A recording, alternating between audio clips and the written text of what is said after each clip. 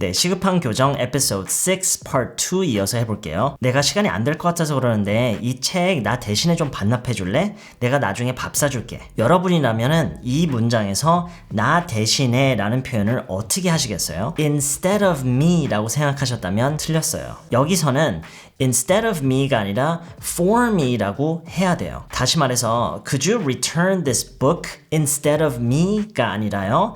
could you return this book for me? 라고 해야 된다는 얘기예요. Instead of me, for me. Instead of 누구, for 누구. 이 두 표현의 차이를 여러분이 제대로 이해를 하시려면 우리말에서 이 두 문장을 잘 놓고 비교를 해봐야 돼요. 누구 대신 뭐뭇을 하다랑 누구 대신 뭐뭇을 해주다 라는 말이에요. 대신 뭐뭇을 하다, 대신 뭐뭇을 해주다. Part 1에서도 그랬지만 이 두 말들을 언뜻 보면 굉장히 비슷한 말들 같아요. 근데 우리가 실제 생활에서 사용하는 문맥 속에서 얘네들을 각각 넣어서 한번 그 모습을 보면은요, 그 소리를 들어보면은 이게 얼마나 그 뉘앙스의 차이가 큰지를 알 수가 있어요. 방금 제가 들었던 예문이요. 누구 대신에 책을 반납을 해주는 거예요.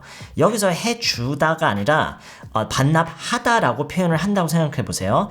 야, 이 책 너가 좀 대신 반납할래?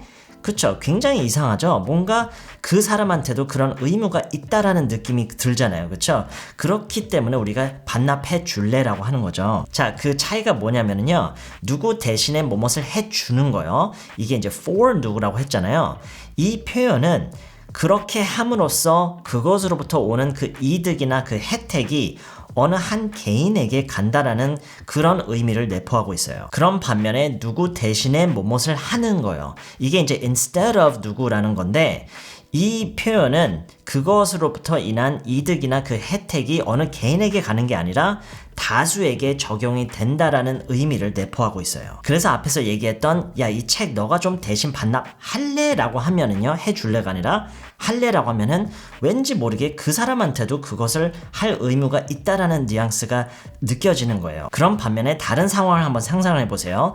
학생들끼리 팀 프로젝트를 이제 하고 있어요. 팀원들의 각 역할은 이제 다 나뉘어지고 발표자도 있고요. 그쵸? 근데 발표 당일날에 그 발표자가 갑자기 아파서 못 나오게 됐어요. 그런 상황에서는 그 발표자 대신에 누가 발표를 해주는 게 아니라 대신 발표를 해야 되는 거죠. 왜냐하면 그렇게 안 하면은 불이익이 모두에게 가기 때문에 아까도 얘기했지만 그렇게 함으로써 그것으로부터 그 이득을 얻고 그 혜택을 받는 그 대상이 어느 한 개인만이 아니라 다수에게 적용이 될 때요. 이럴 때 우리가 instead of를 쓰는 거예요. instead of. 다시 얘기를 하지만 그 이익이나 혜택이 어떤 개인에게 갈 때는 instead of를 쓰시는 게 아니라 for 누구라고 하는 거예요. 왜냐면 그걸 돌려서 얘기를 하면은 그 사람을 대신해서 뭔가를 하는 게 아니라 그 사람을 위해서 하는 거잖아요. 그쵸? 그 사람한테밖에 그 이익이 안 가니까요. 우리 발표자가 갑자기 아파서 제가 대신 발표를 하게 됐어요.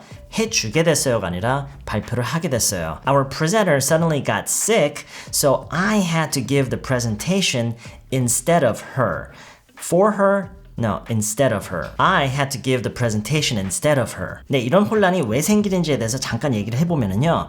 늘 문제가 되는 바로 그 1대1 대응 방식의 학습 그런 습관 때문이에요. 예전부터 대신은 instead다. instead는 대신이다. 이 지식이 너무나도 뿌리 깊게 머릿속에 자리 잡고 있기 때문에 지금 오늘날에 와서도 여러분은 대신이라는 말을 보는 순간 그냥 무조건 이건 그냥 instead인 거예요. 근데 모든 게 그런 것처럼 그 상황, 문맥, 의미, 뉘앙스 이 모든 게 다 변수들이에요. 그리고 그 변수들은 있을 수밖에 없고 우리가 거기에 적응할 수 있어야 돼요. 그런데다가 바로 그 같은 이유로 for는 무조건 위에서다. 위에서는 for이다. 심지어 위에서가 for가 아닌 경우도 많아요. to라고 해야 되는 경우도 많아요. 근데 어쨌든 이런 것처럼 이런 우리에게 강하게 심어진 그런 인상들 때문에 이게 더더욱이 응용하기가 어려워지는 거예요. 고로 영어를 자연스럽게 할 수 있는 그런 거를 배울 수 있는 기회도 별로 없었고요. 네, 아무튼 그건 그렇고요.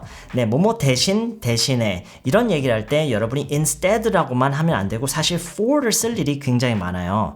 instead는요, 오히려요, 이런 것도 좀 알고 있어야 돼요. instead는요, 물론 대신, 대신에로 해석이 되는 경우도 있지만 뭐뭐가 아니라, 뭐뭐 말고 이렇게 해석이 되는 경우도 사실 굉장히 많아요. Hey, can I get the salad instead of the soup? Can I get the salad instead of the soup? 이 스테이크를 주문하고 싶은데요. I want to get the steak, but can I get the salad instead of the soup?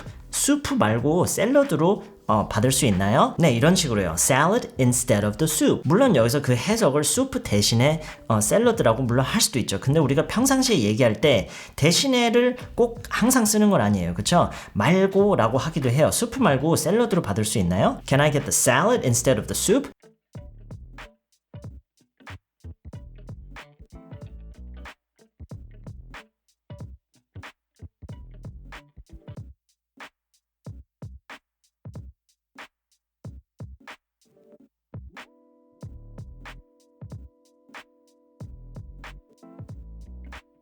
네, for me라고 하는 게 더 자연스러운 또 다른 상황을 좀 그려보면은요. 여러분이 만약에 친구를 집으로 초대를 했어요. 여러분이 열심히 요리를 해주고 있는데 전화가 왔어요. 전화가 막 울리고 있어요. 근데 여러분이 지금 요리에 집중하고 있어서 친구 보고 대신 좀 받아달라고 하고 싶어요. 자, 여기서부터 벌써 말이 대신 받아달라고잖아요. 그래서 여기서는 절대로 instead of가 아니라 for me라고 해야 되는 거예요. Hey, I'm cooking right now. Can you get that for me? Can you get that for me? 그거 대신 좀 받아줄래? 물론 여기서 get 말고 answer라고 할 수도 있는데 그냥 평상시에 get를 많이 쓰는 편이에요. Can you get that for me? 네, 우리나라 사람들이 영어를 하고 있는 걸 이렇게 듣고 있다 보면은 너무나도 자주 발생하는 오류예요. 이번 기회에 여러분이 이 instead of와 for 누구 대신에 뭐뭇을 하다, 누구 대신에 뭐뭇을 해주다 이거를 여러분이 확실하게 구분할 수 있는 그런 기회가 됐으면 좋겠어요. 이번 영상은 여기까지고요. 저는 episode 6 part 3에서 다시 찾아뵐게요.